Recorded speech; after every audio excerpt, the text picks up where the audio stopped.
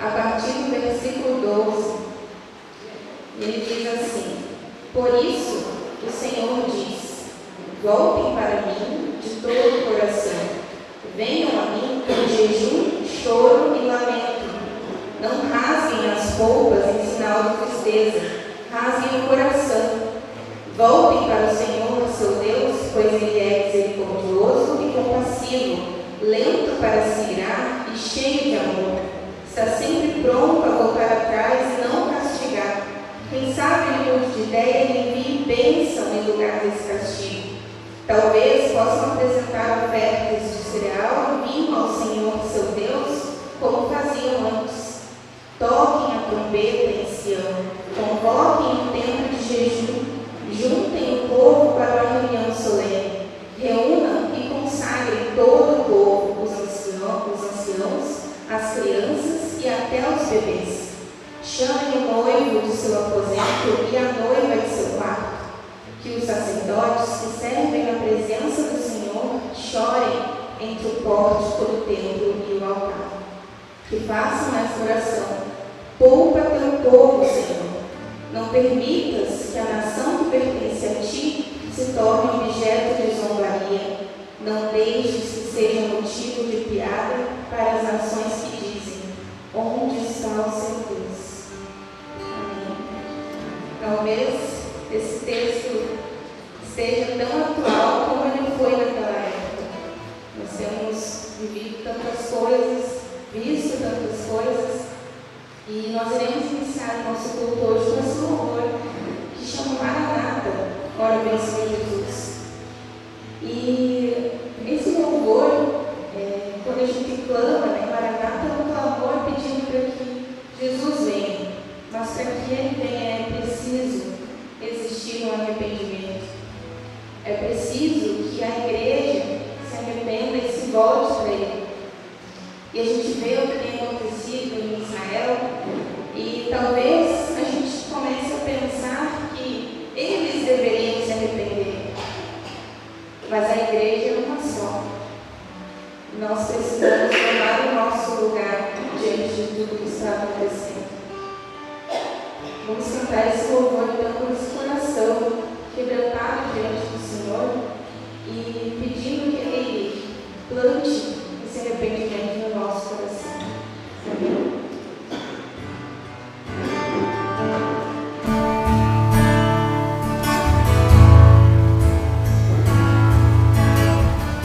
Tu és a minha luz, a minha salvação, a ti me renderei.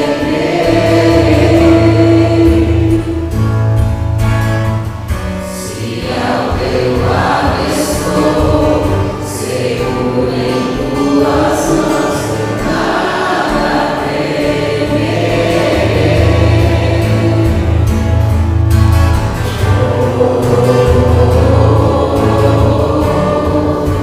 Tu és santo, ó Senhor.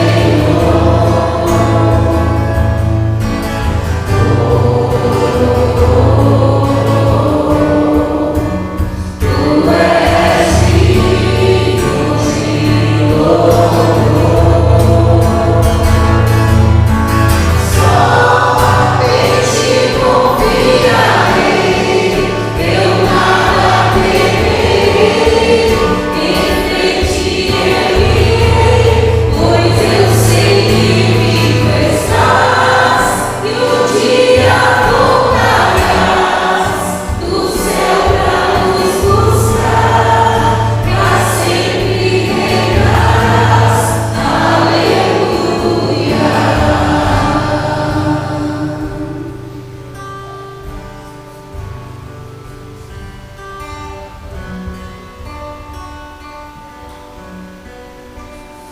Nós teremos um momento de oração e que pode continuar, Júnior, por favor, com o violão aí no fundo. Essa canção, ela não pode, como muito bem disse a irmã Rebeca, ser cantada de qualquer forma, porque a mensagem dela é muito profunda. Em dias como esses que vivemos, O nosso clamor, o clamor da igreja, o clamor do povo do Senhor deve ser esse: Maranata, vem, Senhor Jesus, vem, Senhor Jesus. Não é só um jargão, não é só uma palavra diferente que os crentes gostam de usar. Essa deve ser a expressão do nosso coração, um desejo do nosso coração: vem, Senhor Jesus. Você deseja isso? Você crê nisso? Que Jesus vai voltar para buscar a igreja dele? Você anseia por isso? Então, quando cantarmos a respeito disso, cante mais do que sinceramente, mais do que a boca aberta, mas o peito aberto, o coração aberto. Talvez você olhe hoje para a sua vida e você não consegue enxergar esse desejo dentro de você. Você deseja tantas coisas, mas não deseja Jesus.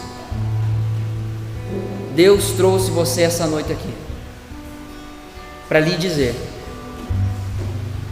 que a maior esperança da sua vida precisa ser a volta do Senhor Jesus. É por isso que nós cantamos isso. Então eu quero convidar você a fechar os seus olhos, e nós iremos orar por duas coisas específicas nesse momento. Em primeiro lugar, nós iremos orar pela paz em Israel. Ao redor do mundo, é claro, mas principalmente em Israel. Hoje a casa que está pegando fogo é Israel. Há muitos irmãos nossos sofrendo lá. Há muitos irmãos que estão lutando com todas as forças para manterem o coração agarrado na promessa de que Jesus é a salvação.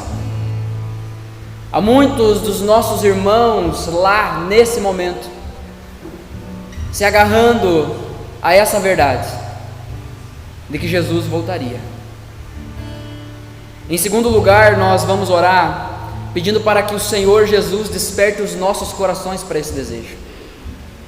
A guerra pode não estar batendo à nossa porta, mas com certeza tantas outras coisas estão. Não importa o que seja que está nos impedindo de desejar a volta do Senhor Jesus, precisa ser abandonado hoje. Senhor Deus, a tua igreja está aqui reunida. A tua igreja acabou de dizer com a boca que somente em ti irá confiar. Mas tu, ó Deus, sabe quantos de nós fizemos somente isso. Falamos com a boca e não com o coração. Muitos de nós somos capazes de nos compadecer por aquilo que está acontecendo do outro lado do mundo, mas não somos capazes de nos compadecer, de tomarmos uma atitude a respeito da nossa realidade espiritual, da nossa vida de crente dentro da nossa casa, dentro da nossa igreja, dentro da nossa cidade. Senhor, eu quero pedir em nome de Jesus que o Senhor fortaleça aqueles que têm colocado a esperança em ti. No meio desse povo que tem sido vítima da guerra, vítima de atos terroristas, vítimas de coisas que nós não conseguimos muitas vezes nem ler direito, nem assistir direito, porque não temos estômago para isso. Eu quero pedir a Deus nesse momento que o teu Espírito Santo encha esses corações, conforte essas famílias e se revele, Senhor, como o príncipe da paz. É bem provável que essa guerra permanecerá amanhã e também depois, mas que os corações encontrem paz no Senhor. Eu não sei quais são os teus planos com tudo isso.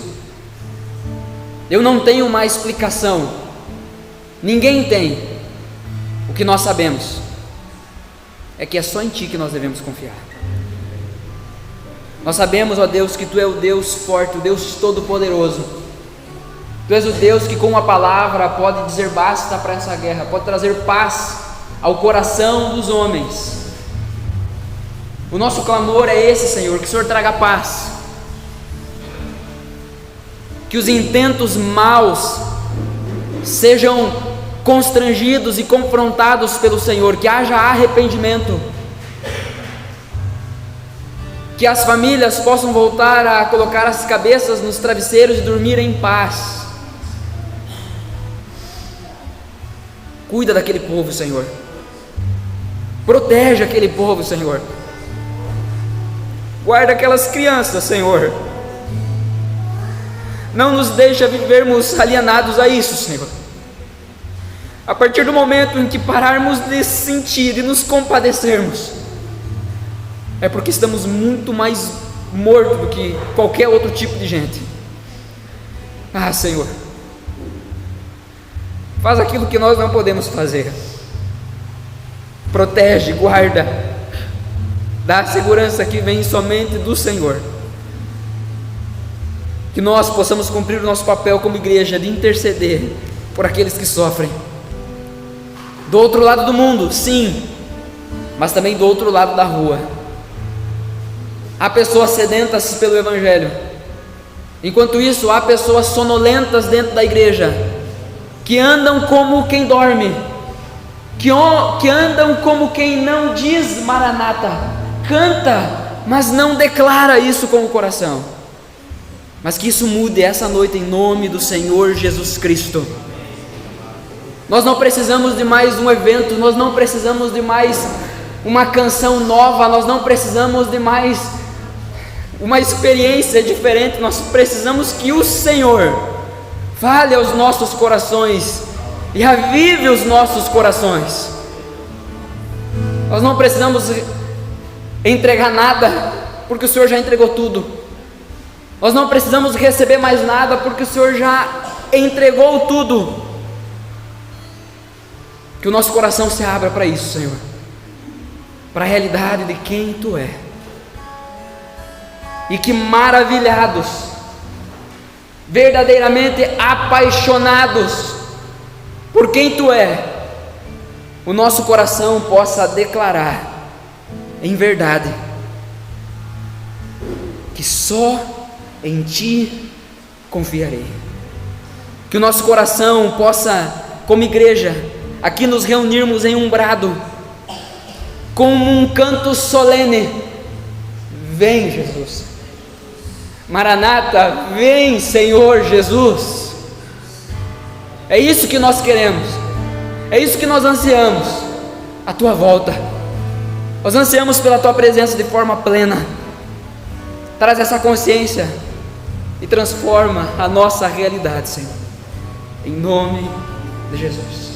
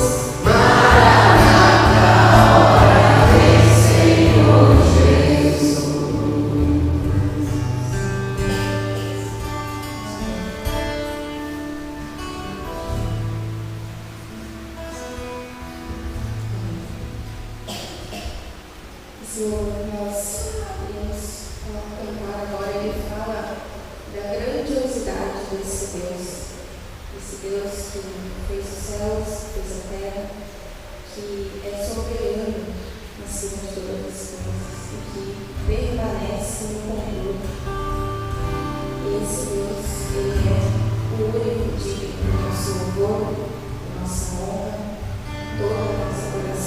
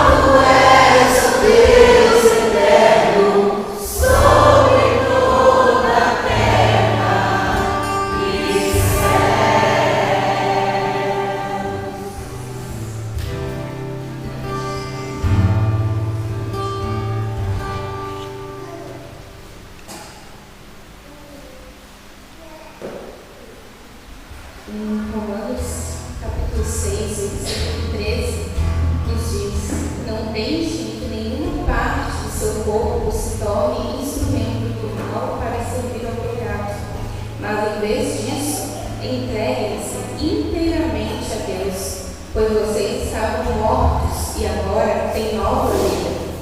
Portanto, ofereçam seu corpo como um instrumento para fazer o que é certo para a glória de Deus. Senhor, nós vamos cantar, nós vamos declarar que hoje nós vamos nos derramar diante do Senhor. Nós vamos nos entregar diante do Senhor. Nós vamos pedir que Ele reine sobre a nossa vida. Amém?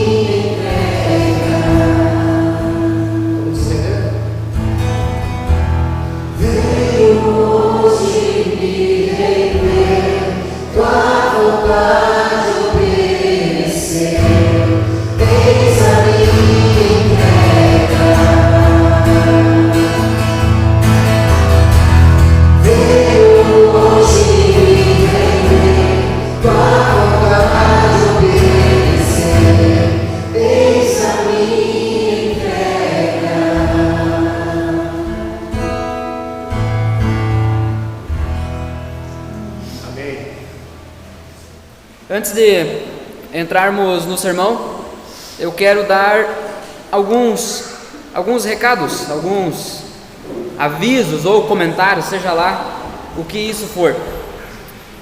Primeiro,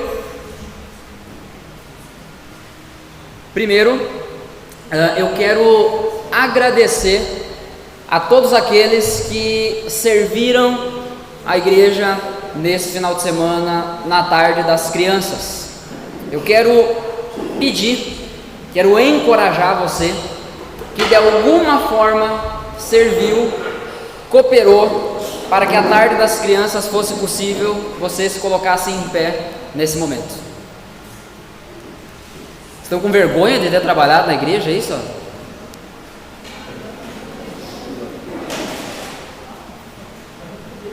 Gente, aqui ó, eu estou vendo pessoas que emprestaram carro, que deram dinheiro, que trouxeram comida e estão sentados. Vocês também cooperaram. Se você cooperou de alguma forma, se coloque em pé. E agora eu quero pedir para que você dê uma olhada ao redor e veja, você não está sozinho. Irmãos, só mais um breve momento ainda em pé. Eu fiquei muito feliz em ver cada um de vocês trabalhando, servindo, se empenhando. Teve alguns dentre vocês que trabalharam no pré, no durante e no pós-tarde das crianças. Deus seja louvado. A vida de vocês é um testemunho para aqueles que dormem. A vida de vocês é um encorajamento para o pastor de vocês. Muito obrigado. É um privilégio, é uma honra poder servir a Jesus do lado de vocês. Vocês me ajudam a ser mais parecido com Cristo. Sabe quando a gente assiste alguma exibição e aí no final da apresentação acontece uma salva de palmas? Já viu isso? Aqui nós vamos fazer isso agora, mas não para vocês, mas para aquele que gerou essa vontade no coração de vocês. Então, uma salva de palmas bem forte para o Senhor Jesus.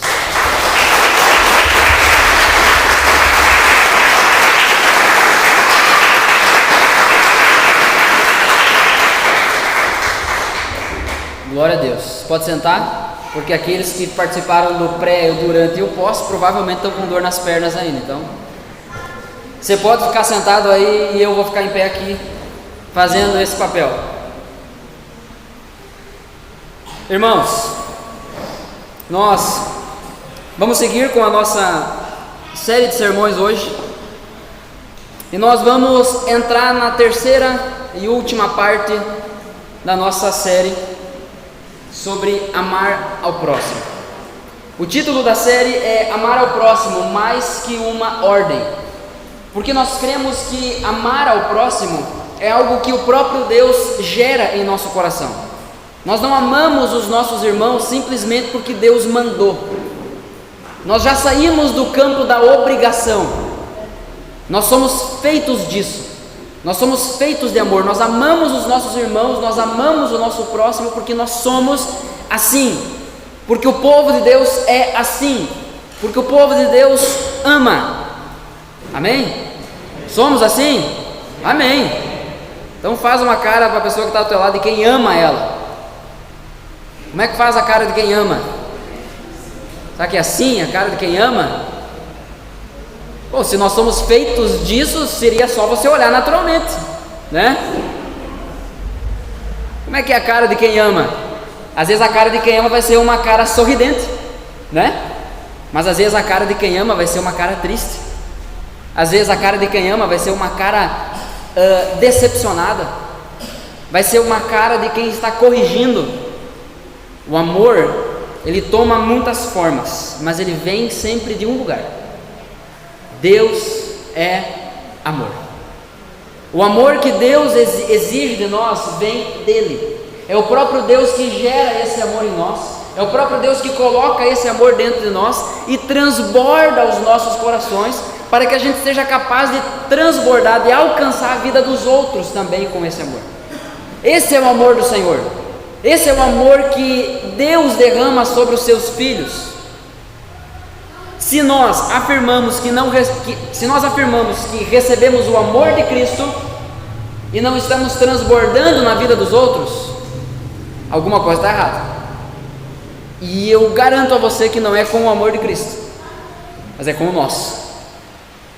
É com a nossa relação com esse amor.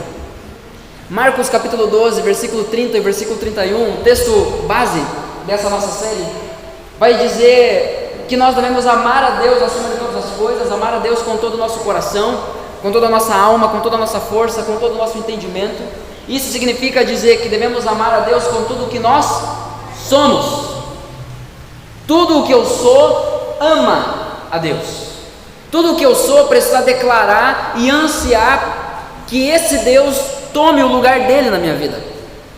E o lugar dele na minha vida é a prioridade, é o primeiro, o melhor.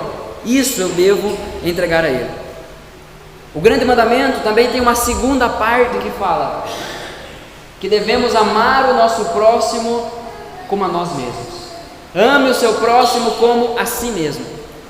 E amar o próximo como a si mesmo, ao contrário do que muitas pessoas acreditam, não é simplesmente você cair naquele discurso egocêntrico, hedonista, de que você deve se amar muito para então ser capaz de amar o próximo. Não. O sentido do amor próprio não está no ser próprio. Lembre-se, Deus criou todas as coisas, Deus criou Adão e Eva, e enquanto Adão estava sozinho, Deus disse: não é bom que o homem esteja. Tem uns homens que nem responder isso consegue ser a mulher. Não é bom que o homem esteja só. A definição de quem nós somos está relacionada com o próximo. Então é impossível eu amar a mim sem ter o próximo. O amor não é uma ação, não é uma realidade que pode existir sozinho. Deus é amor. E Deus, sendo eterno na sua trindade, Ele sempre foi amor. Perceba, a solidão, viver sozinho, é uma coisa que nem para Deus serviu, porque Ele vive plena comunhão na trindade. Deus é três pessoas sendo um só Deus. Temos um sermão inteiro sobre isso. Você pode procurar nas nossas redes sociais, eu não vou entrar muito nesse sentido aqui agora. Mas o que nós estamos desenvolvendo ao longo dos últimos 10 domingos, ou pelo menos os últimos 10 sermões dentro dessa série, sendo hoje o 11º, é que amar ao próximo não é um mandamento que tem a ver apenas com obrigação. Amar ao próximo não é um mandamento que tem a ver apenas com a necessidade das pessoas que me cercam. Amar ao próximo é algo que eu faço porque isso revela quem é meu Pai e revela a quem eu pertenço. Revela quem é Deus para as pessoas. É assim que eu revelo quem é Deus, amando o meu próximo, amando os meus irmãos. Jesus ensina isso. Quando vocês forem um, o mundo vai crer que o Pai me enviou. Essa é a mensagem, essa sempre foi a mensagem, não é algo novo. Mas, infelizmente, ao longo da caminhada, muitos de nós nos perdemos disso. Ou até mantemos o discurso, mas corrompemos o princípio.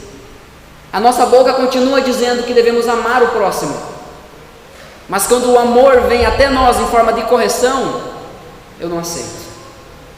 Quando o amor vem até mim em forma de exortação, eu não aceito.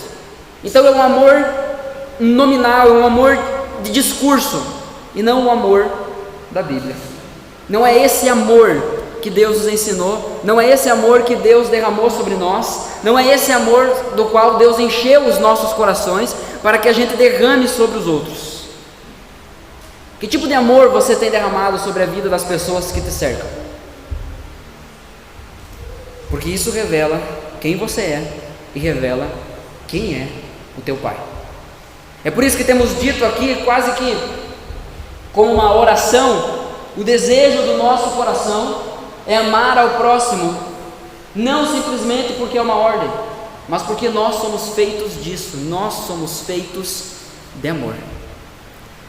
Na última sessão dessa série, nós vamos falar sobre mandamentos recíprocos, mandamentos de mutualidade, Aqueles mandamentos que diz: façam isso uns aos outros.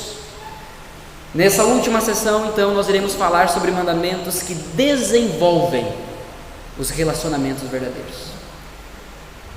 Na primeira parte, nós falamos sobre mandamentos que geram relacionamentos verdadeiros. Nós precisamos ouvir o que a Escritura nos ensina para que seja criado no nosso meio relacionamentos de verdade. Não é só eu me dar bem com a pessoa, não é só eu ter simpatia pela pessoa, ou ter antipatia pela pessoa, mas é realmente eu ter um relacionamento verdadeiro com a pessoa, um relacionamento de irmão. Com alguns, é claro, vai ter mais intimidade, com outros, né? É normal, família grande é assim, a gente tem mais afinidade com uns e tem menos afinidade com outros, mas todos são irmãos. Todos são irmãos, não de sangue, mas pelo sangue. Cristo nos comprou, é nisso que nós cremos. Então, nós vimos uma série de mandamentos recíprocos que geram relacionamentos verdadeiros em nosso meio, sendo eles: amem uns aos outros, abrimos com esse, acolham uns aos outros, saúdem uns aos outros, reconheçam uns aos outros, saúdem, que é aquele texto do saúdem com um ósculo santo. Sabe, a ideia de tu ser simpático, santo, verdadeiro, íntimo no teu reconhecimento de quem é o teu irmão. Falamos sobre suportar uns aos outros, sujeitar uns aos outros, perdoar uns aos outros, confessar os pecados uns aos outros. Gente, nós iremos falar até o fim dessa série 20 e poucos mandamentos. Eu gostaria muito que você, num simples exercício, você entrasse lá no YouTube ou no Spotify da igreja e você apenas passasse o olho e você tomasse nota disso. E se você quiser fazer melhor ainda, ouça mais uma vez os sermões.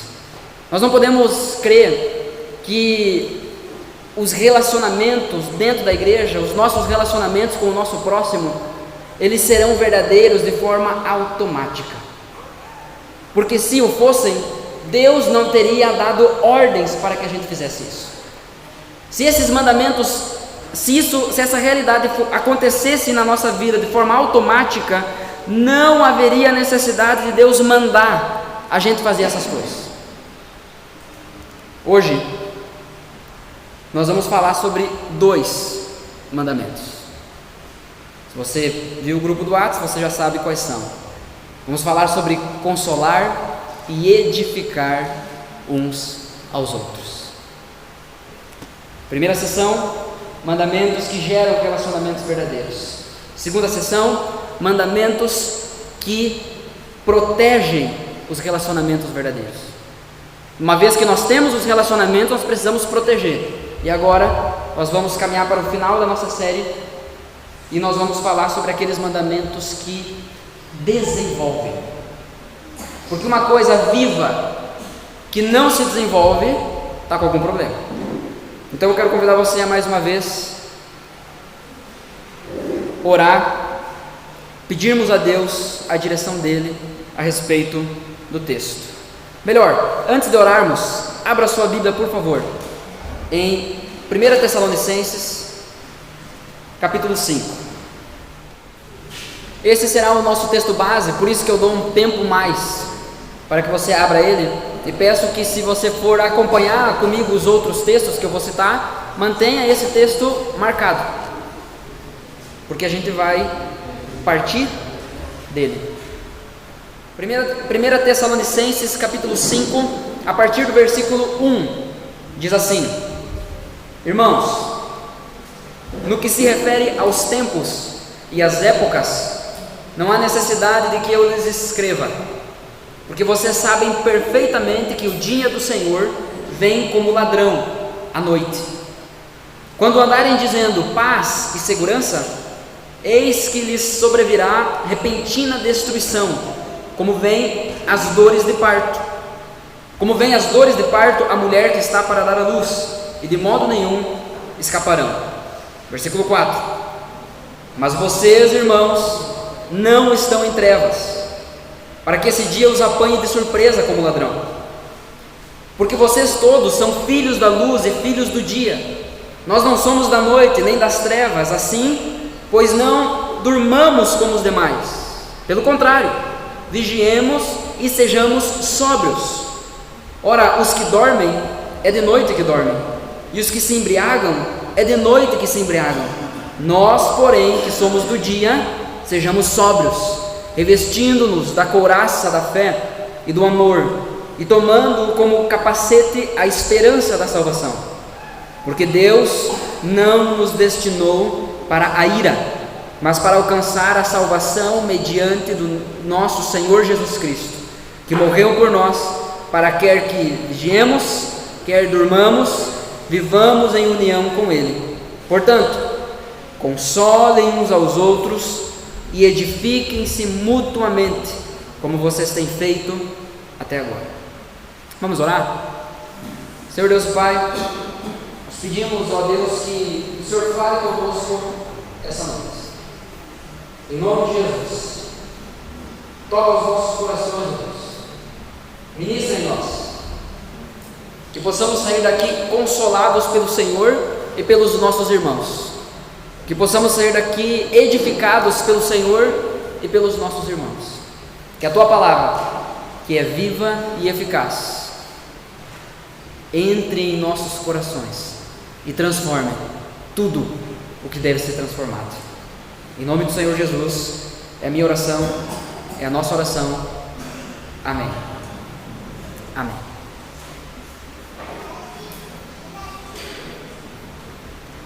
Quem aqui gosta de jogo de carta? Levanta a mão. Eu sei que tem gente que gosta pensando assim, ó, eu não vou levantar, vai que é pecado nessa igreja, né? Pecado não é o jogo, é o que você faz com o jogo, tá? Pode baixar a mão, pode baixar a mão. Eu tenho mais 5 irmãos, nós somos entre 6. São 4 homens e 2 mulheres. Quando nós éramos crianças, a minha mãe morava numa casa, a minha avó morava na do lado e a minha tia morava na outra. Então eram as 3 casas juntas, assim, uma do lado da outra. E essa minha outra tia, ela tem 8 filhos, e também um atrás do outro. Então se criou toda aquela primaiada junto. E aí uma das coisas que a gente mais fazia, uma das coisas que nós fazíamos muito, naquela época tinha-se bastante criatividade para brincadeira. Uma das coisas que a gente fazia muito era jogar carta. E a gente jogava tudo que era tipo de jogo. Era canastra, pife, sabonete, fazia jogo da memória, com os jogos esses de baralho normal. Fazia tudo que era tipo de jogo, inventava um jogo. E quando a gente já não queria mais jogar nenhum tipo de jogo, a gente fazia um outro tipo de atividade com as cartas, que eu acredito que muitos aqui provavelmente já fizeram ou viram alguém fazer. A gente brincava de fazer castelo de cartas. Você já fez castelo de cartas, de baralho? Você era bom em fazer isso? Nossa! Eu nunca fui bom com coisas manuais. Então assim, o meu equilíbrio, o meu senso de equilíbrio ali para equilibrar as cartas não era o melhor. Esse era o jogo que eu menos gostava, porque eu não era bom nele. Mas por mais dedicada que qualquer criança fosse, uma hora ou outra, aquele castelo de cartas sempre caía. Seja porque atingia um tamanho onde a sua estrutura não se autossustentava, ou porque alguém que queria jogar outro jogo fazia assim, atim, do lado, né? Espirrava sem querer do lado do castelinho, e aí se ia todas as cartas, e aí não tem jeito, qualquer batida na mesa, qualquer vento, qualquer sopro, qualquer fala mais alta, o castelo vai para o chão. Por mais dedicado que alguém possa ser em construir castelo de cartas, ele sempre vai cair. Podemos assumir então que construir castelos de cartas não pode ser um objetivo saudável de vida. Nós não podemos viver a nossa vida para construir castelinhos de cartas, porque logo nós perceberemos que não dura muito. E trabalhar durante toda a nossa vida por algo que não permanece é uma atividade vazia de esperança, e não se encontra consolo nenhum nesse tipo de atividade. A verdade é que a nossa vida, ela gira em torno, de forma geral, em nós buscarmos coisas que nos trazem contentamento, buscarmos coisas que nos trazem paz, buscarmos coisas que nos completam. Nós queremos viver bem, todos nós queremos viver bem. Ou tem alguém que quer viver mal? Se você levantar a mão aqui, você sai daqui com um encaminhamento pastoral para um psiquiatra, vai te tratar. Tem alguma coisa, você gosta de viver mal. Todos nós queremos viver bem. É claro que o crente, ele entende que o sofrimento tem um lugar muito específico dentro da sua vida, tem um lugar muito abençoador dentro da sua vida. Será que nós não estamos trabalhando por coisas que não permanecem? E é por isso que a nossa vida, às vezes a gente olha e ela parece não ter esperança, parece que nós não encontramos consolo na nossa vida, não encontramos contentamento, não encontramos alívio para os dias maus. Bom, através da palavra de Deus, eu quero convidar você a dobrar o seu coração para aquilo que o Senhor diz, que traz consolo e edificação para as nossas vidas. Para a gente entender um pouquinho melhor esses dois termos, esses dois mandamentos recíprocos, quando a Bíblia fala sobre consolar, quando a Bíblia diz aqui em Tessalonicenses, consolem uns aos outros, diz no capítulo 5, no versículo 11, mas também diz no capítulo 4, versículo 18, quando diz consolem uns aos outros, está dizendo, seria com outras palavras, animem uns aos outros, traga alegria uns aos outros. O consolo é aquele bálsamo, o consolo é aquele refrigério, o consolo é aquele abraço, o consolo é aquele carinho, o consolo é aquele afeto. Consolem uns aos outros. E o segundo mandamento, quando a Bíblia então nos ordena aqui em 1 Tessalonicenses 5, no versículo 11, edifiquem-se mutuamente, edifiquem-se uns aos outros. A ideia aqui é que sejamos instrumentos de Deus na vida dos nossos irmãos, para que os nossos irmãos cresçam, se desenvolvam. A Bíblia está mandando a gente fazer isso, sermos agentes de crescimento na vida dos nossos irmãos, não sermos pessoas que crescem através dos nossos irmãos. O mandamento não está dizendo sejam edificados através dos seus irmãos, não, é edifiquem. E é claro que essa relação na comunidade, da mesma maneira que eu edifico, eu também sou edificado. A palavra edificar, ela é semelhante ao termo edifício, justamente porque vem da mesma ideia de construir algo. Quando você pensa em edifício, alguém chega para você e diz assim, ó, tu viu lá no centro, estão construindo um edifício. O que você pensa? Um barraquinho?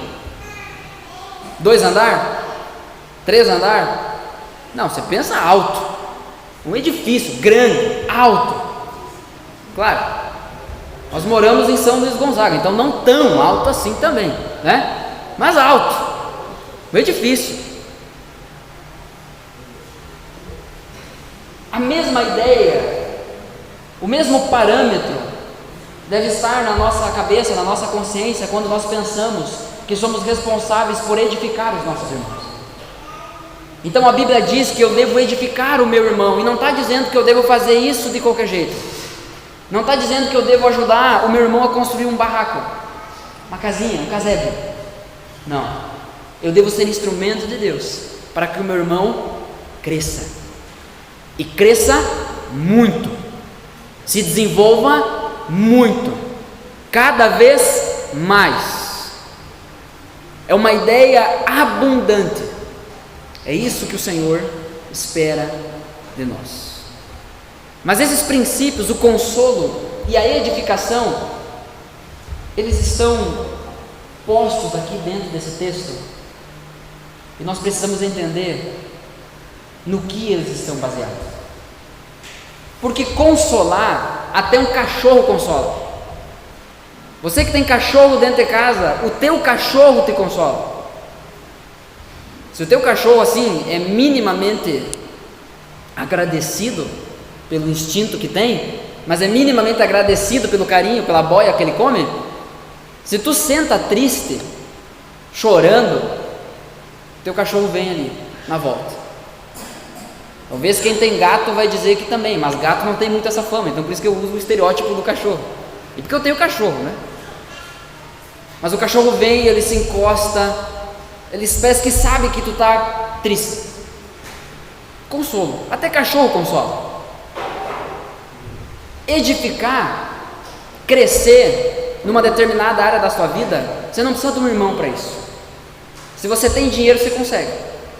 Você paga um curso de desenvolvimento pessoal, você paga um curso, você contrata um coach pessoal, e o camarada vai te ajudar a desenvolver todas as potencialidades da tua natureza caída. Não sei qual é o fim que isso leva, no fim das contas, mas tem gente que paga para isso. Agora, o consolo e a edificação que a Bíblia fala é um pouco diferente. O sermão de hoje será dividido em 3 pontos, sendo o primeiro deles a volta de Jesus. Do versículo 1 até o versículo 3. E eu gosto de dar esses detalhes, já disse, porque eu sei que tem irmãos anotando.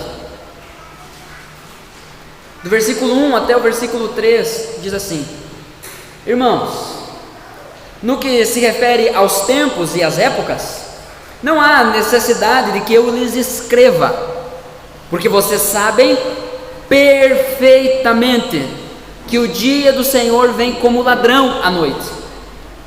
Quando andarem dizendo paz e segurança, eis que lhes sobrevirá repentina destruição, como vem as dores de parto à mulher que está para dar à luz, e de modo nenhum escapará.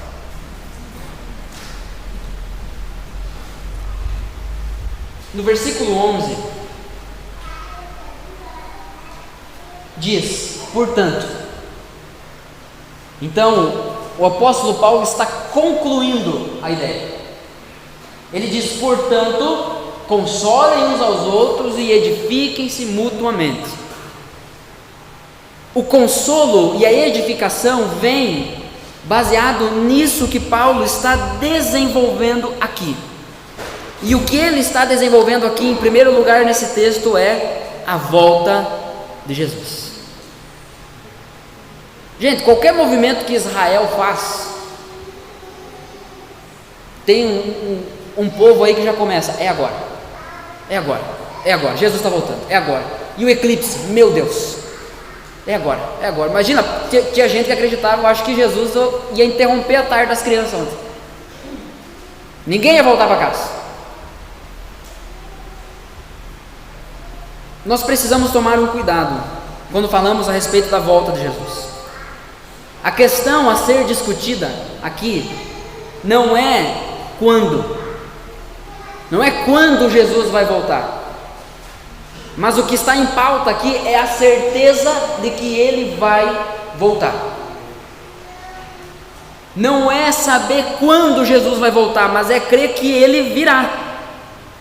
Paulo não está discutindo aqui, e ele escreve aos irmãos dizendo: quanto a tempos e épocas, não é necessário que eu lhes escreva. Por quê?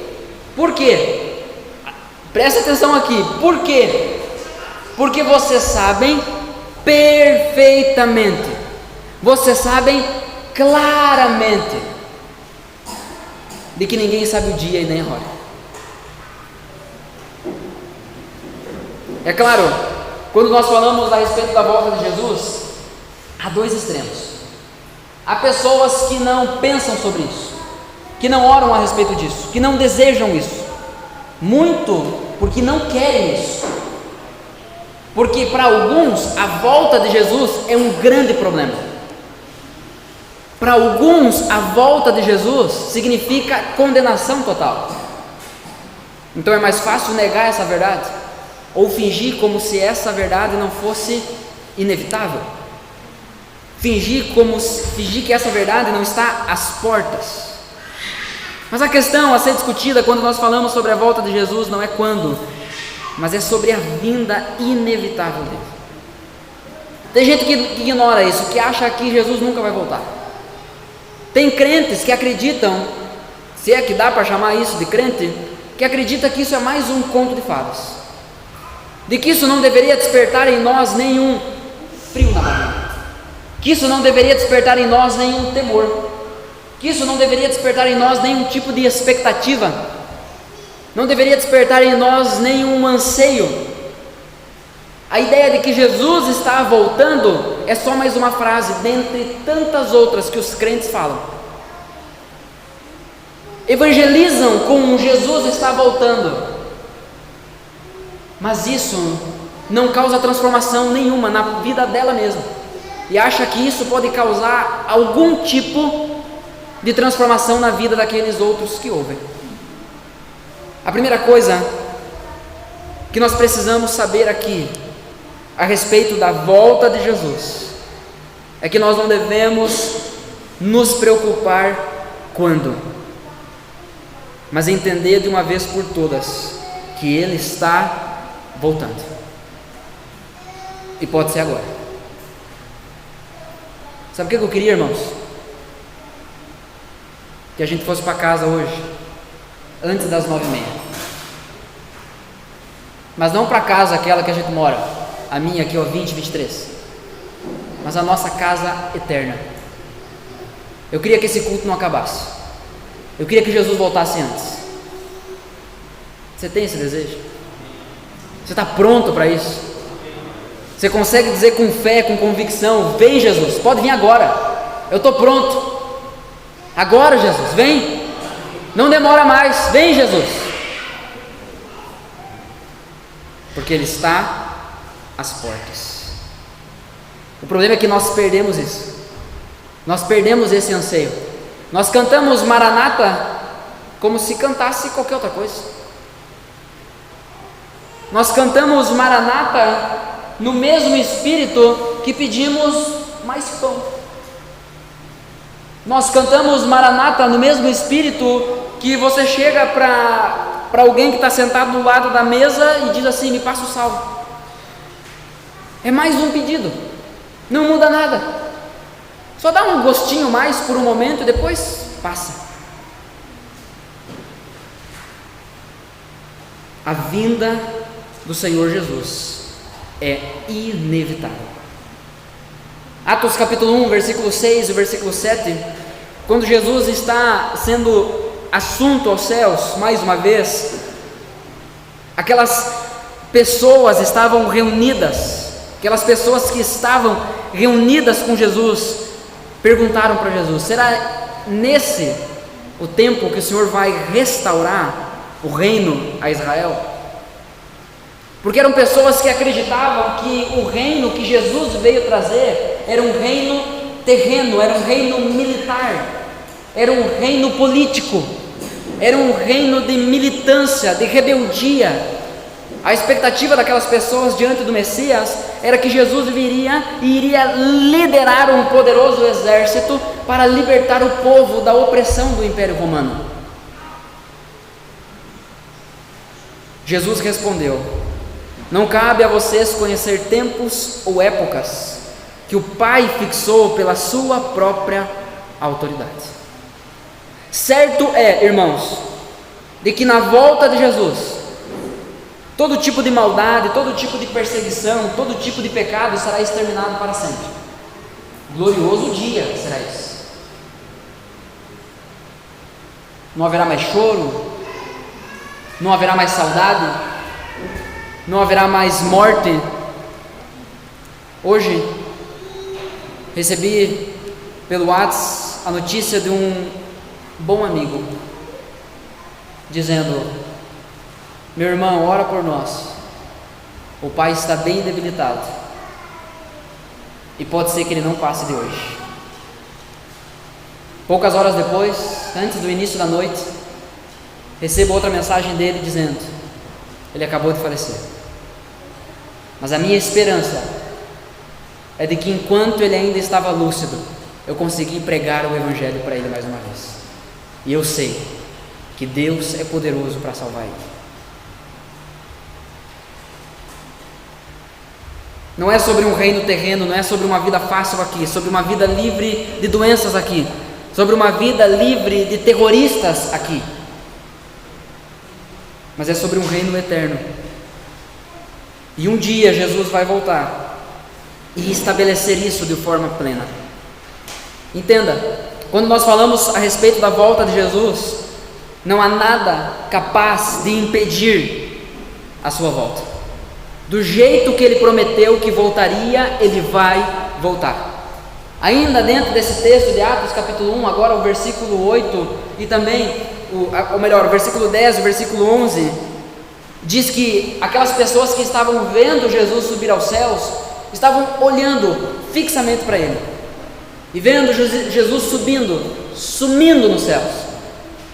E nesse momento aparecem dois homens vestidos de branco, e é a linguagem que a Bíblia usa para dizer que eram dois anjos, e esses dois anjos dizem e perguntam para aquelas pessoas: por que vocês estão olhando para cima?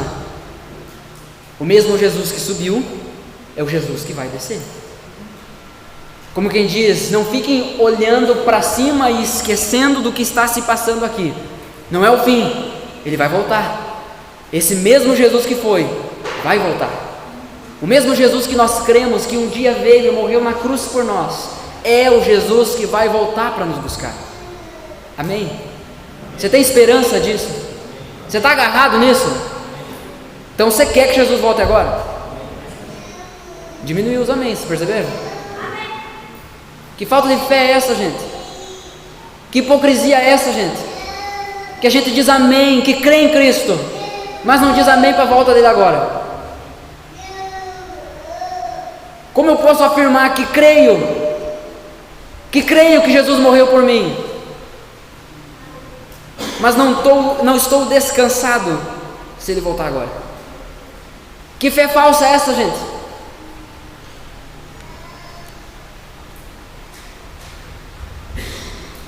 O texto fala algumas características da volta de Jesus. Perceba, o texto diz no versículo 2: vocês sabem perfeitamente que o dia do Senhor vem como ladrão. Pergunta com resposta óbvia: alguém já viu um ladrão agendar horário com o proprietário da casa para invadir a casa da pessoa? Talvez alguém diga, sim, já vi, não vai me surpreender, mas não é o normal. É o elemento surpresa que na maioria das vezes determina o sucesso do bandido, porque pega as pessoas desligadas, pega as pessoas distraídas. É por isso que toda noite, quando a gente vai dormir, a gente chaveia a porta. É por isso que toda noite, antes de dormirmos, a gente vai lá, quem tem, confere as câmeras, a cerca elétrica, o alarme, liga as luzes, porque a gente não sabe quando um ladrão vai decidir entrar na nossa casa. Ninguém fica esperando, eu não vou dormir hoje, hein? Hoje eu não vou dormir porque hoje o ladrão vem. Ninguém faz isso. Da mesma forma, nós não sabemos o dia da vinda de Jesus. Ele vem a qualquer momento.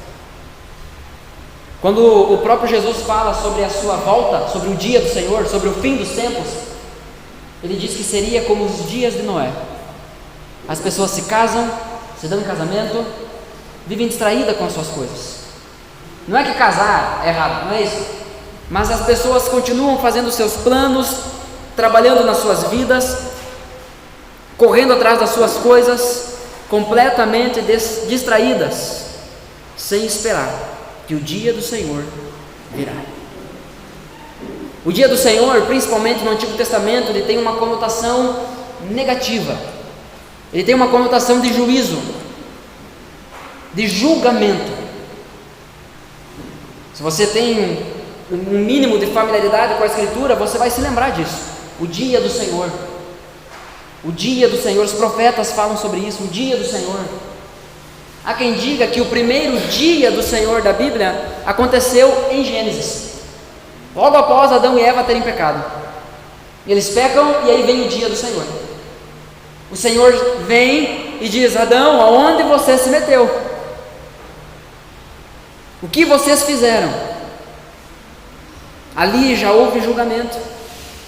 Eles são expulsos do jardim, eles são expulsos da presença de Deus. E as consequências do pecado perduram até hoje. Nós herdamos as consequências do pecado. A questão não é a gente saber quando Jesus vai voltar para se preparar. Jesus pode voltar essa noite como um ladrão e pegar você dormindo. Então acorda. Acorda. Tem gente que não consegue ficar acordado um culto inteiro e acredita realmente que a vida dele está em alerta. Salvo exceções, gente. Medicamento, trabalho, noites ruins de sono. Mas é realmente muito estranho que um crente bom não consiga ficar acordado no culto. É realmente muito estranho. Quando uma mulher começa a sentir as dores do parto, que é a outra figura que o texto nos traz para falar sobre a volta de Jesus, quando uma mulher começa a sentir as contrações, não significa que o bebê vai nascer imediatamente. A mulher não está lá com o barrigão e diz assim: não é assim que acontece. Todo mundo sabe como é que funciona. Não é assim que acontece. É claro que as dores de parto, os sinais do nascimento servem para quê? Para nos deixar alertas, para que a gente se prepare para a chegada do inevitável. Eu sempre disse, antes da Joana nascer, que eu não gosto de segunda-feira agitada, porque a segunda é meu domingo, a segunda é minha folga. 5h45 da manhã, a Joana estoura a bolsa, de uma segunda-feira. Na segunda-feira, ela estourou a bolsa, a Ana acordou, botou a mão em mim e disse assim: amor, estourou a bolsa. Aí eu abri o olho e disse assim: sério? E ela: sim, sério. Mas o sério não foi para ela, o sério foi para mim, para eu, me despertar, me acordar, me preparar. Mas imagina só se ela dissesse assim: não, mas está tudo bem, amanhã a gente vai para o hospital. A bolsa estourou. Logo depois começa a vir as dores, começa a vir ali as contrações, não sei se esse é o termo, mas é ritmado, né? As mulheres começam a contar o tempo ali das contrações, começa a ficar mais curto o espaço. Isso quer dizer que a hora está chegando. Imagina só se nessa circunstância a gente: não, espera, amanhã nós vamos no hospital, depois a gente resolve isso. Agora tem muita coisa, tem muito trabalho para fazer. Tem louça para lavar, tem roupa para dobrar, tem casa para limpar, tem dinheiro para ganhar. Semana que vem a gente vai ver esse negócio aí da bolsa que estourou, e essas contrações aí que estão ficando cada vez mais próximas. Faz sentido isso, gente? Claro que não. Ninguém é louco de fazer isso. Mas que loucura é essa? Que nós entramos, que nós somos capazes de olhar para o mundo e dizer que as dores de parto estão acontecendo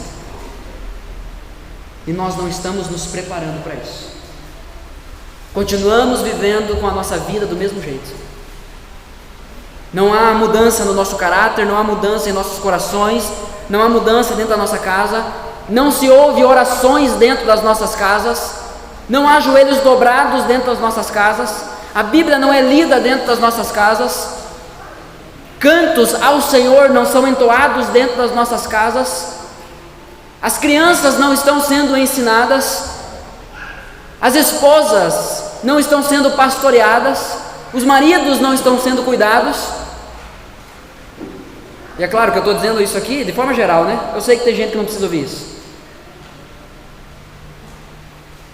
Na verdade, todos nós precisamos, porque a própria Bíblia nos ensina: aquele que julga estar em pé, cuide-se para que não caia. Se nós cremos que Jesus está voltando, que Ele está às portas, a nossa postura deve mudar imediatamente. Eu era um homem no dia 28 de novembro, e eu era outro homem no dia 29 de novembro. Quando a bolsa da Joana estourou, eu nunca mais fui o mesmo, porque algo gritou para mim: chegou a hora. Você crê que Jesus está voltando? Amém. Então algo tem que mudar. Amém? Está melhorando o amém. Algo inevitável vai acontecer. Assim como depois da dor vem a criança, depois de todos esses sinais, Cristo virá. Ele está às portas. A partir do versículo 4 até o versículo 8, nós temos o segundo ponto. Primeiro, o texto está falando sobre a volta de Jesus. Segundo, o texto está falando sobre os filhos da luz. A Bíblia usa muito esse contraste entre luz e trevas. O próprio Evangelho de João, no capítulo 1, quando vai se referir a Cristo, sobre a vinda de Jesus, fala sobre a luz veio ao mundo, mas os homens preferiram amar as trevas. Jesus é a luz que ilumina toda a humanidade. Acompanhe comigo, a partir do versículo 4 até o versículo 8, diz assim: mas vocês, irmãos, não estão em trevas, para que esse dia os apanhe de surpresa como ladrão. Então, se Jesus voltar e a gente se for pego de surpresa, isso significa o quê? Se o texto está dizendo que aqueles que são filhos da luz, se aqueles que não estão nas trevas não serão pegos de surpresa, se Jesus voltar e nos pegar de surpresa, o que isso significa? Que nós não estamos na luz, que nós estamos nas trevas. Se Jesus voltar e nos pegar despreparados, isso significa o quê? Que nós somos filhos da luz? Claro que não. Bom, porque vocês todos são filhos da luz e filhos do dia.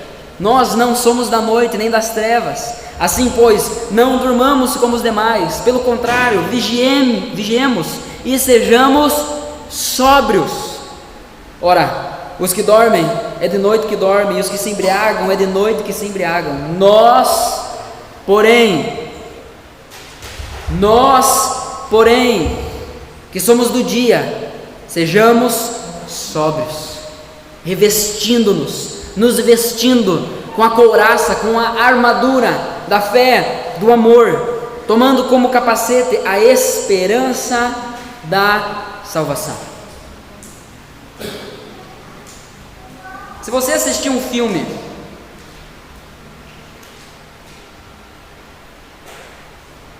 em que no meio de uma guerra os soldados estão dormindo longe das suas armas e longe da sua armadura, isso quando não dorme de armadura mesmo, esse filme não representa a realidade.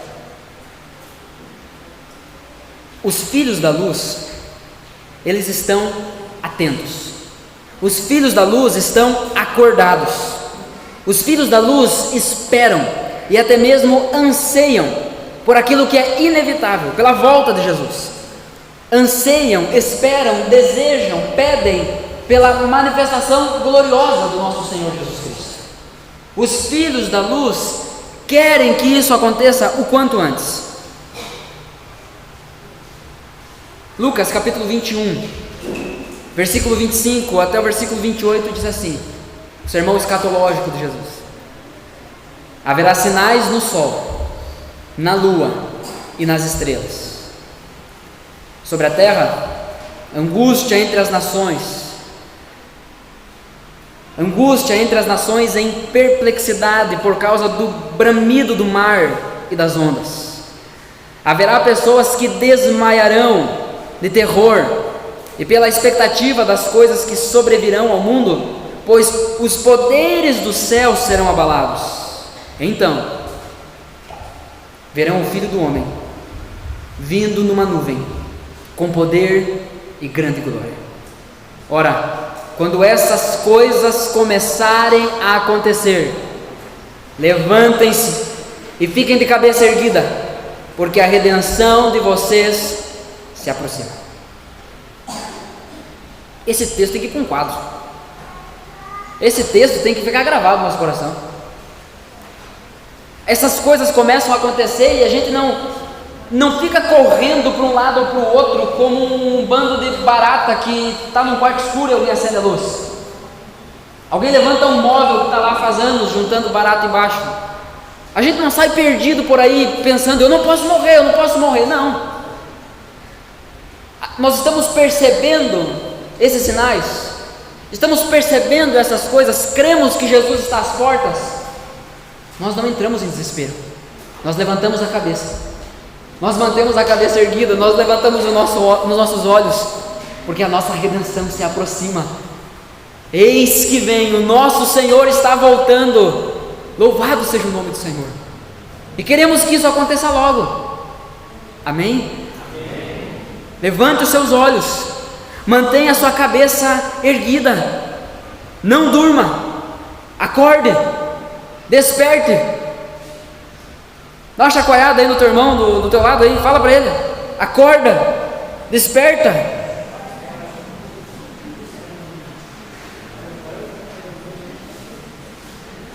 E claro que se for o caso, dormir no culto é o menor dos teus problemas. Se Cristo voltar e te pegar dormindo, não há salvação para ti. Levante os olhos, olhe para o Rei dos Reis. O soberano tem todas as coisas sob controle, ele domina sobre tudo isso. Tem gente que diz que Jesus é história, tem gente que diz que Jesus não vai voltar, tem gente que diz que Deus não existe, tem gente que não crê. Sinceramente, isso não me importa, não me importa, isso não muda a fé, porque eu sei, porque os meus olhos foram iluminados. Eu sei que o meu Redentor vive e Ele há de se levantar sobre a terra, e eu sei que Ele está voltando. Mas os filhos da luz não ficam correndo para um lado para o outro, como barata tonta, fugindo da morte. Os filhos da luz levantam a cabeça e mantêm os olhos fixos, porque creem que é o nosso Jesus que está voltando, é o nosso Salvador que está voltando. Como o próprio Jesus perguntou certa vez: acaso encontrará fé na terra quando o Filho do Homem vier? Será que Ele encontrará pessoas fiéis? Será que Ele encontrará pessoas que perseveram? Será que Ele encontrará pessoas que o esperam? Ele vai encontrar. Aqui Ele vai encontrar. Eu não sei os outros, mas aqui Ele vai encontrar. Os filhos da luz esperam. Os filhos da luz não andam distraídos. Os filhos da luz não se perdem com as outras coisas. Irmãos, não importa o tipo de música que cantemos, ou a pessoa que venha pregar em nossa igreja, o tamanho do evento que a gente organiza, se os nossos olhos não forem iluminados pelo Senhor, nós estaremos em trevas.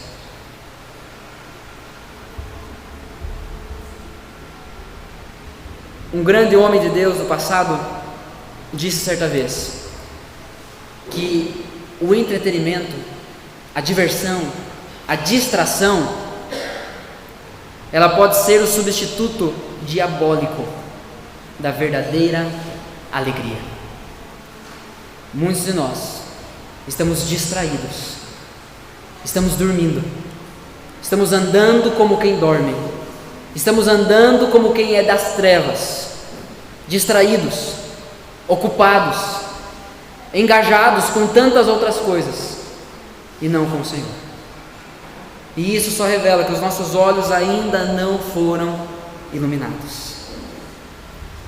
A pergunta que eu lhe faço é: você já encontrou a verdadeira alegria? Você pode sorrir verdadeiramente em meio a uma frustração verdadeira? Você é capaz de ter paz em meio ao caos? Você é capaz de desfrutar da paz que excede todo o entendimento? Você é capaz de olhar para a sua vida e afirmar que a ansiedade não te domina? E eu não estou falando da ansiedade patológica, doença, isso é questão clínica. Mas eu estou falando a preocupação, a ansiedade, o desejo de ter todas as coisas sob o seu controle. Você é capaz de dizer que descansa no Senhor, que encontrou a sua alegria no Senhor? Você é capaz de dizer que não há trevas em seus olhos, que os seus olhos foram plenamente iluminados, de que você enxerga com plena perfeição aquele que é a esperança da tua vida? Irmãos, as sombras desse mundo, elas nos atacarão cada vez mais, seja as sombras do mundo de forma exterior que nos oprimem, que tentam nos distrair, nos pressionar, ou sejam as sombras que nós lutamos dentro da gente. Nós lidaremos com isso até o final. Mas o meu apelo para você é: não deixe que os seus olhos sejam escurecidos. Você é um filho da luz, diz o texto. Não durma, mantenha a esperança viva, mantenha a chama viva, perdão. Quando Jesus conta a parábola das 10 virgens, ele fala sobre algumas que foram negligentes e outras que foram prudentes. Aquelas que esperaram o noivo vir, aquelas que esperavam aquilo que representa a volta de Jesus, elas se prepararam, elas não dormiram, elas não se distraíram com outras coisas e foram participar da salvação do Senhor. Enquanto as negligentes, que não levaram óleo para manter acesas as suas lamparinas se apagaram e elas pegaram no sono. E quando Jesus volta, quando o noivo chega, elas acordam e pedem para as outras: viu, me dá um pouquinho para eu poder entrar junto. Mas é o próprio Senhor que diz que isso não é possível. Tome cuidado. Será que você está preparado? Será que você está alerta? Será que os seus olhos estão iluminados? Ou você está em trevas? Sabe uma das maneiras mais confiáveis de saber se os nossos olhos estão cheios de luz ou estão cheios de trevas? É olhar para a nossa própria vida e perceber como nós estamos tratando os nossos pecados. Se você está descansado nos seus pecados, se você está sentado, confortável nos seus pecados, eu sinto lhe dizer, você não está agindo como um filho da luz. Se você está acomodado em seus pecados, se você está descansando naquele tipo de discurso: não, eu sei, mas amanhã eu me arrependo. Que desgraça isso! É os filhos das trevas que agem desse jeito. Não deixe que seus olhos sejam escurecidos. Irmãos, nós estamos em guerra. E em guerra ninguém pode dormir. Ninguém pode baixar a guarda. Nós precisamos uns dos outros. E é por isso que nós precisamos, e aquilo que eu estou tentando apenas incentivar e ilustrar você aqui, você dizer para o seu irmão aí do teu lado: acorda, desperta, olha para a luz. Porque na guerra é assim, nós precisamos cuidar uns dos outros. A melhor arma de um soldado dentro da guerra é o soldado que está do lado dele.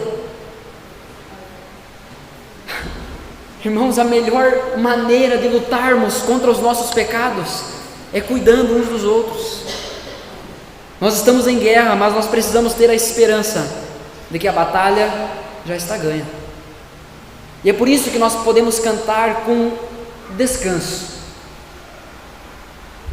que desejamos que Jesus volte. porque a batalha está ganha. O texto diz: vocês sejam sóbrios, não se embriaguem. E aqui não está falando só de você tomar cachaça, tá? Não está falando só de você encher a cara, não é isso. Porque tem muita gente aí que não bota um gole de álcool na boca, mas está mais embriagado do que o pior cachaceiro da cidade. Está dormente, inoperante, inútil.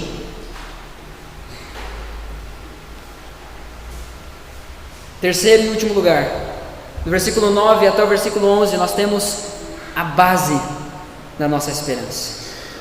Olha o que diz o versículo 9. Por quê? Porque Deus não nos destinou para a ira.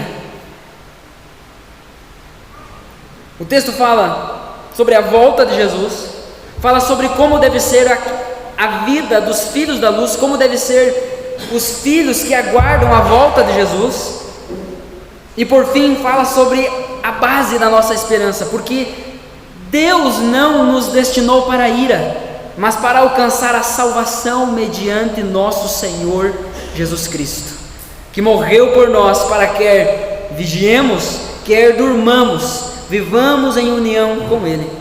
Portanto, consolem uns aos outros e edifiquem-se mutuamente, como vocês têm feito até agora. Irmãos, quando tudo terminar, quando todo esse mundo mal for engolido pelas trevas, Jesus permanecerá vencedor. As trevas não podem deter aquele que criou a luz, aquele que é a própria luz. Céus e terra passarão, mas as minhas palavras, diz o Senhor Jesus, jamais passarão. Quando tudo terminar, Jesus Cristo permanecerá vencedor, e nós juntamente com Ele. Quando você enxerga o desfecho da história, se a gente pudesse tirar uma foto do fim da história, acabou o fim da história. Temos a foto dos condenados, que é aquilo que a Bíblia chama de segunda morte, e temos a foto dos salvos, a quem a Bíblia se refere como aqueles que tiveram seus nomes escritos no livro da vida. Em qual foto você estará? Você já participou de algum evento, alguma janta, alguma coisa que tiraram uma foto? Um grupo de pessoas, nos PG, por exemplo, tira foto lá no final do PG, e aí tira umas quantas, né, para garantir. Mas assim, é difícil sair todo mundo de um jeito que valorize, né, a pessoa. Então pelo menos um sai olhando para o lado, de olho fechado, com a cara torta. A gente já não é muito bonito e ainda não é fotogênico, então fica difícil mesmo. Mas imagina só, se tu diz assim, ó, viu, não tira foto, eu vou no banheiro rapidinho. E enquanto tu vai no banheiro, as pessoas tiram a foto, depois postam lá e botam assim, ó, aqui estão os meus melhores amigos, não falta um. Aí tu olha a foto e pensa, pá, mas eu pedi para tirar foto, e ainda bota uma legenda dessa. Ia ficar triste, no mínimo você ia ficar triste. Mas quando você olha para o retrato final da história, acabou tudo, Jesus voltou, acabou. Aonde está escrito o seu nome? No livro da vida? Ou na lista dos condenados?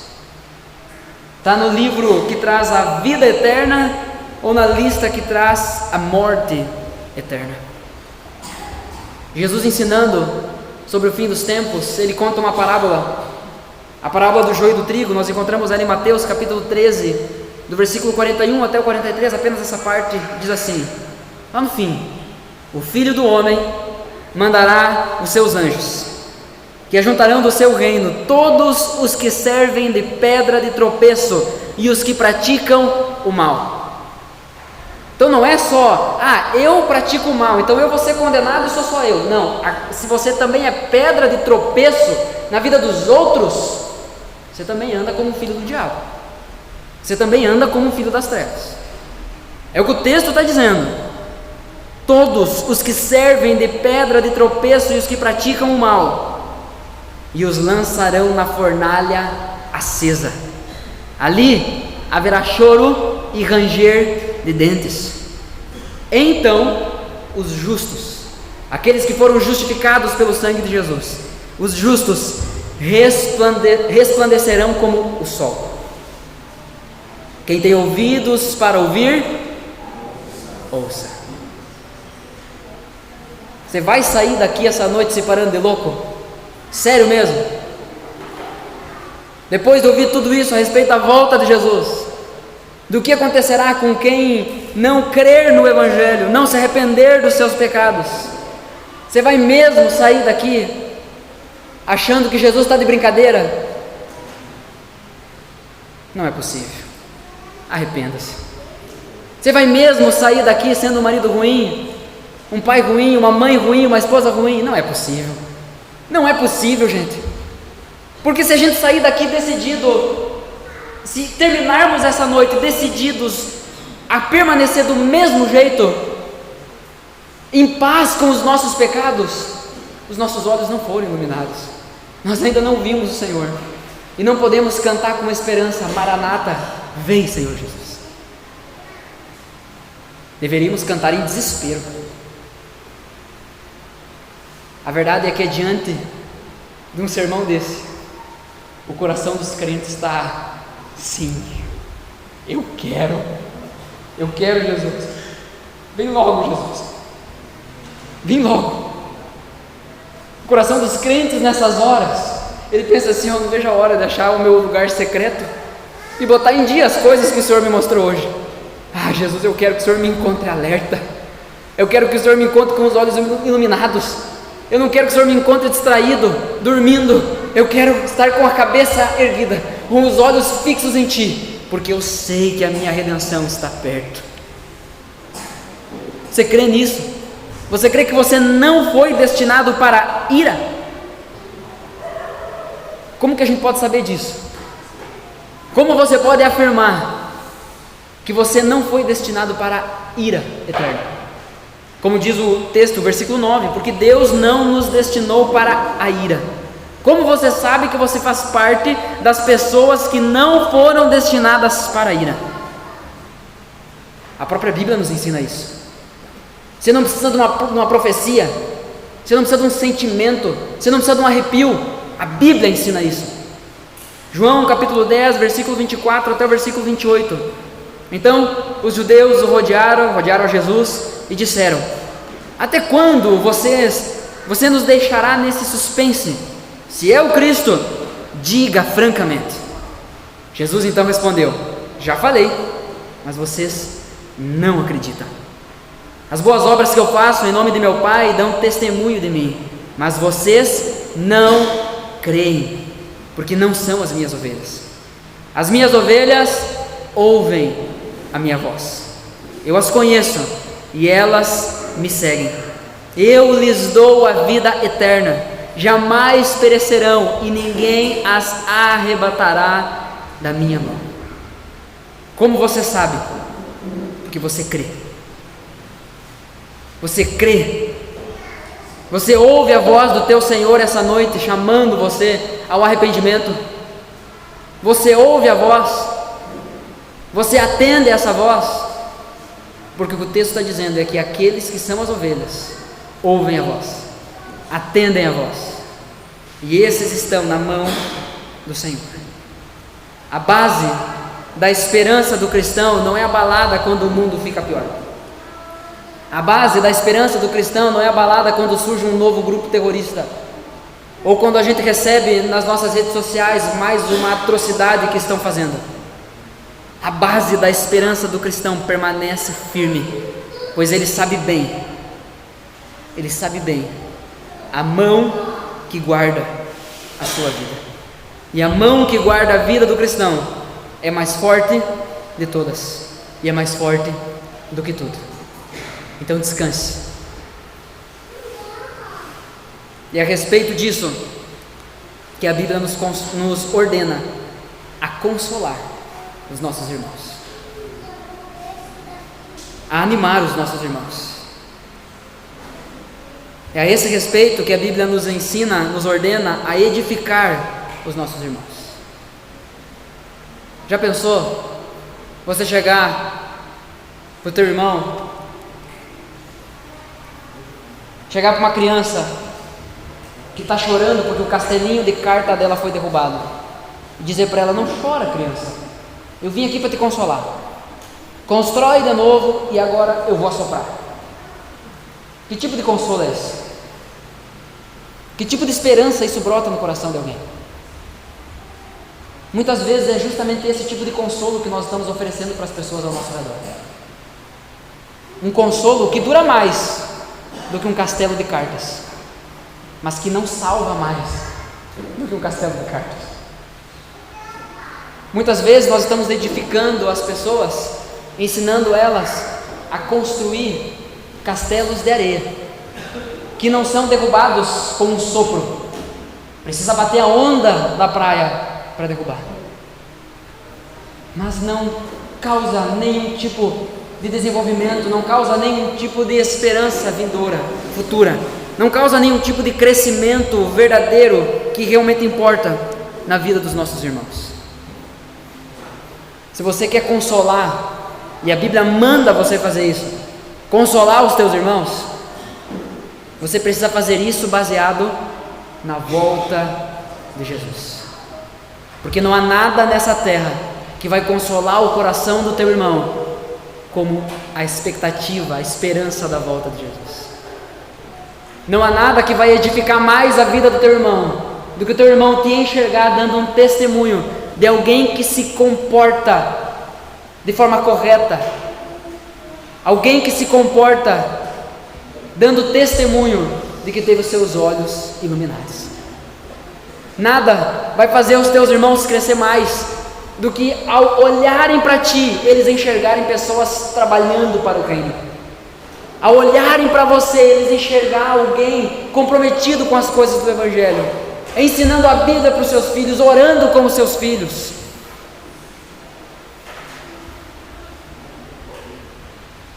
Tem pouquíssimas palavras que a Joana fala corretamente.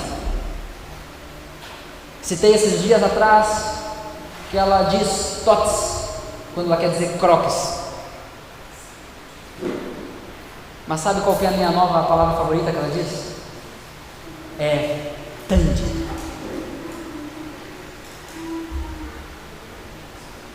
Porque eu ensinei ela a dizer: Deus é grande.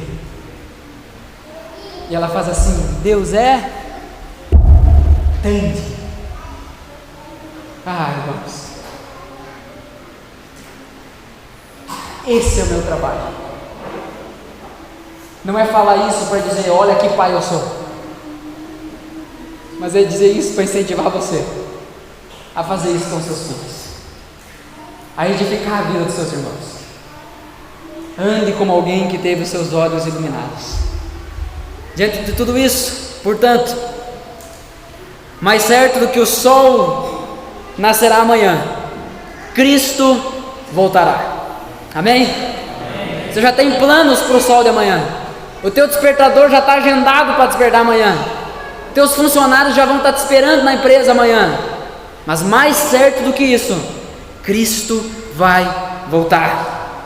Deveríamos nos preparar melhor então para a volta de Cristo. Levanta a cabeça, abra os seus olhos, se eles foram iluminados. Não andemos como pessoas que dormem, que foram dominadas pelas trevas, confusões e especulações desse mundo. Aqui está nossa esperança. Pela graça fomos alcançados e adotados pelo amor do Pai. Somos filhos da luz e não da ira. Ele nos encontrou, pelo seu amor Ele nos adotou. Amados, eis aqui a nossa edificação. Ele está em nós, nos aperfeiçoando para esperar a sua vinda. Eis aqui o nosso consolo. Jesus venceu o mundo. Está tudo certo. Não tem nada fora do controle. Não há um imprevisto sequer. Jesus continua reinando. Cristo está voltando. Alegre-se. Deseje-o. a saudade, o anseio da nossa verdadeira casa, logo, logo será satisfeita. Logo, logo poderemos nos abraçar diante do nosso Senhor e afirmarmos: finalmente estamos em casa. Portanto, consolem uns aos outros com essas palavras, edifiquem uns aos outros com essas palavras. E assim como o apóstolo Paulo diz, eu quero dizer, como vocês têm feito até agora. Porque tem crente bom nessa igreja, tem pessoas sendo consoladas dentro dessa igreja, tem pessoas sendo edificadas dentro dessa igreja. O desejo do nosso coração é esse: é amarmos os nossos irmãos, não simplesmente porque é uma ordem, mas porque nós somos feitos disso. Nós somos feitos de amor. Vem e me fere, que vai sair consolo. Vem e me fere, que vai sair edificação. Por quê? Porque eu sou feito disso. Eu fui alcançado e eu não posso mais ser o mesmo. Amém? Vamos nos colocar em pé, orarmos ao Senhor.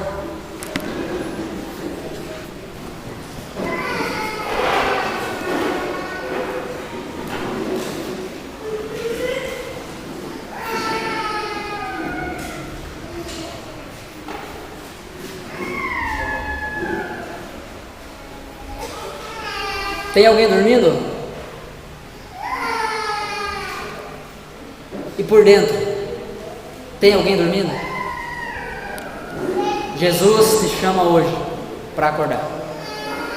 Jesus te chama hoje para viver uma vida diferente. Jesus te chama hoje para viver como alguém que crê e deseja a volta dele. Saia daqui com essa decisão. A nossa vida não pode mais ser a mesma. Jesus está voltando. Acorde, levante os olhos, mantenha a cabeça em pé. A nossa redenção está chegando. Senhor Deus e Pai, nós ansiamos ver esse dia. Ansiamos ver os céus se rasgando. Ansiamos, ó Deus, ouvir um grande estrondo. Ansiamos, ó Deus, prostrar não só os nossos joelhos, mas o nosso coração diante de Ti, diante da Tua gloriosa manifestação. Ansiamos, ó Deus, olhar para o Senhor e com um brado de fé, de alegria, de alívio, afirmar que sabíamos que era verdade. Ansiamos pelo dia que estaremos contigo. O nosso coração queima por isso, Senhor.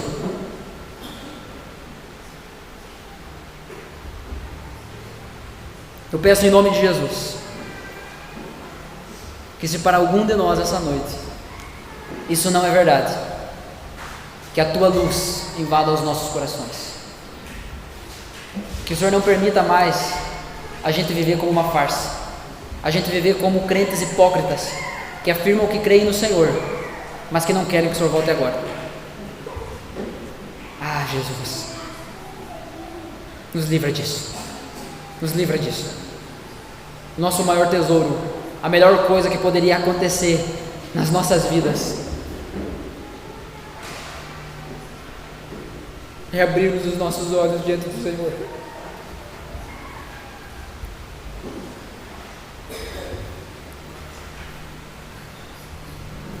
Em nome de Jesus eu peço que os nossos corações sejam dobrados essa noite para confiarmos somente em Ti. Livra-nos de nós mesmos, Senhor. Se tiver que destruir os nossos castelos, destrua.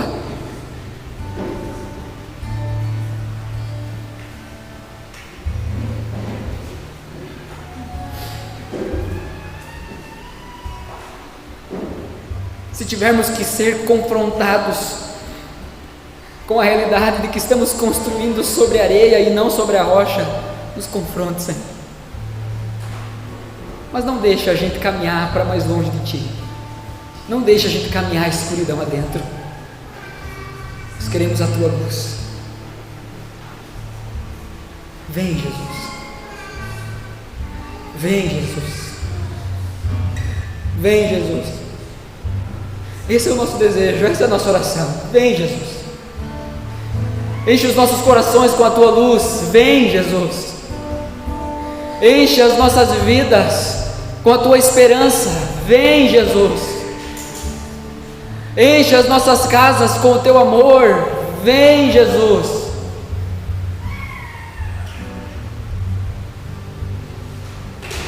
Que todos os nossos planos sejam desfeitos e que a nossa confiança plena esteja no Senhor. Não como crianças, não como bebês, como imaturos que são levados e agitados pelo vento de emoções, mas que como pessoas que tiveram seus olhos iluminados, nós possamos orar e cantar de olhos abertos, enxergando o Senhor pela fé, vendo a realidade da tua vinda. O Senhor está aqui e nós cremos nisso, e por isso viveremos com essa consciência. As pessoas verão um Guilherme diferente, um Guilherme que foi iluminado pela tua vinda.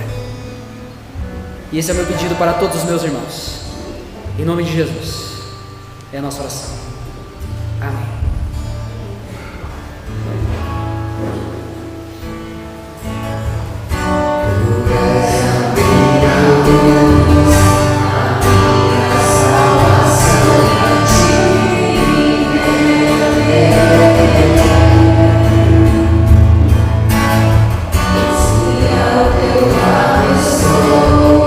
Seguro em tuas mãos e nada